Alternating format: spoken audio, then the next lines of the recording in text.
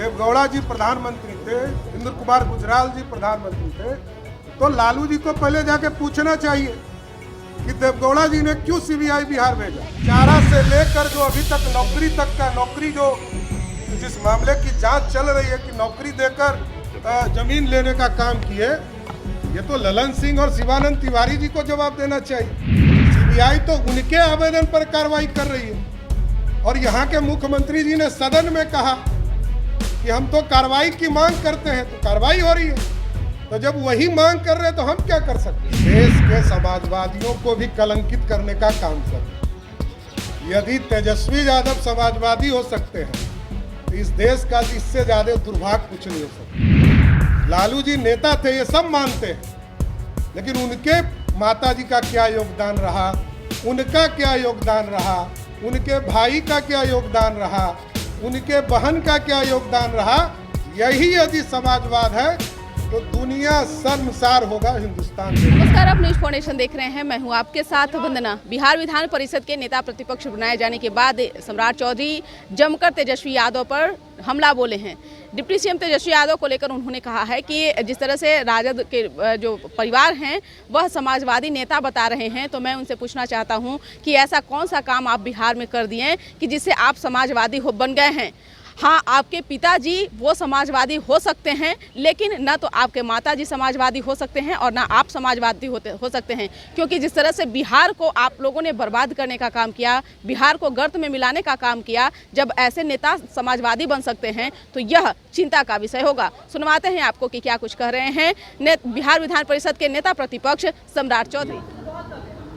देखिए, एक चीज समझ लीजिए, मैं तो भारतीय जनता पार्टी का एक लार्जेस्ट अभी तक का जो सबसे अधिक विधान परिषद का सदस्य है वो हम लोग विधान परिषद में देखने जा रहे हैं। हम 23 और 2 मिलाकर 25 हमारे सदस्य हैं और काफ़ी है विधान परिषद में, हम काफ़ी हैं कि बिहार के मुख्यमंत्री यदि बिहार की जनता की आकांक्षाओं के अनुरूप नहीं आएंगे तो उनके एक एक चीज़ों की पोल खोलने का काम पूरी भारतीय जनता पार्टी के लोग करेंगे। सर, सीबीआई के रेट पे आप लोगों पे आरोप लग रहा है कि आप लोग के इशारे पे ये सब हो रहा है। अब एक चीज़ बताइए, आप लोग 1996 में पहली बार सीबीआई बिहार आई थी और नीलगाय दौड़ रहा था बिहार में। पटना एयरपोर्ट पे नीलगाय दौड़ता था, तब लालू प्रसाद जी बिहार के मुख्यमंत्री थे। तो सीबीआई 1996 से आई है और तब जनता दल यूनाइटेड फ्रंट की सरकार थी दिल्ली में। देवगौड़ा जी प्रधानमंत्री थे, इंद्र कुमार गुजराल जी प्रधानमंत्री थे, तो लालू जी को पहले जाके पूछना चाहिए कि देवगौड़ा जी ने क्यों सीबीआई बिहार भेजा।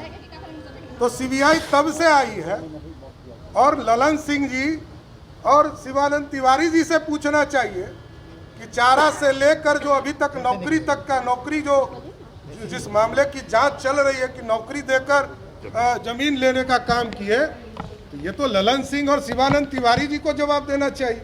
इसमें हम लोग क्या जवाब देंगे?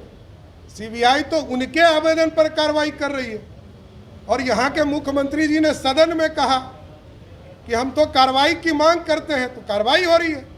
तो जब वही मांग कर रहे हैं तो हम क्या कर सकते हैं? इसी मामले में कल जिस तरह से मुख्यमंत्री तेजस्वी यादव ने कहा 100 सोनार का तो 1 लोहार का, सबका जवाब मिलेगा, कैसे देखते हैं? देखिए, तेजस्वी यादव जी राजनीतिक तौर पर पहले मेहनत करते रहे, अभी तक उन्होंने कहा हम समाजवादी हैं।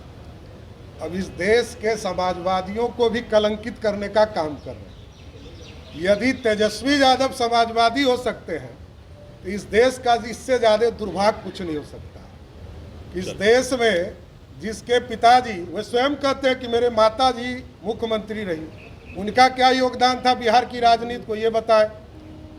लालू जी नेता थे, ये सब मानते हैं, लेकिन उनके माताजी का क्या योगदान रहा, उनका क्या योगदान रहा, उनके भाई का क्या योगदान रहा, उनके बहन का क्या योगदान रहा, यही यदि समाजवाद है तो दुनिया शर्मसार होगा हिंदुस्तान देखता रहे। आपने क्या कुछ कहा, आपको बता दें कि एक तरफ बिहार विधान सभा में नेता प्रतिपक्ष विजय कुमार सिन्हा हैं तो दूसरी तरफ सम्राट चौधरी हैं और दोनों ने बखूबी अपनी भूमिका को निभा रहे हैं, क्योंकि जिस तरह से सम्राट चौधरी ने तेजस्वी यादव जो डिप्टी सीएम हैं उन पर हमला बोला है और उन्होंने कहा है कि मैं उनसे पूछना चाहता हूं कि सीबीआई और ईडी कोई नया नहीं आया है। बिहार में बहुत साल पहले से ही इस तरीके की जांच हो रही है सीबीआई द्वारा। अगर वो हमारे कोई लगते हैं और जो आरोप लगा रहे हैं तो ये अशोभनीय है, क्योंकि एक नेता और एक डिप्टी सीएम, एक सत्ता में बैठे लोग जब इस तरीके का सवाल खड़ा कर सकते हैं तो आम जनता क्या कुछ इसको सोच सकती है। इसकर बस इतना ही। बने रहिए न्यूज़ नेशन के साथ।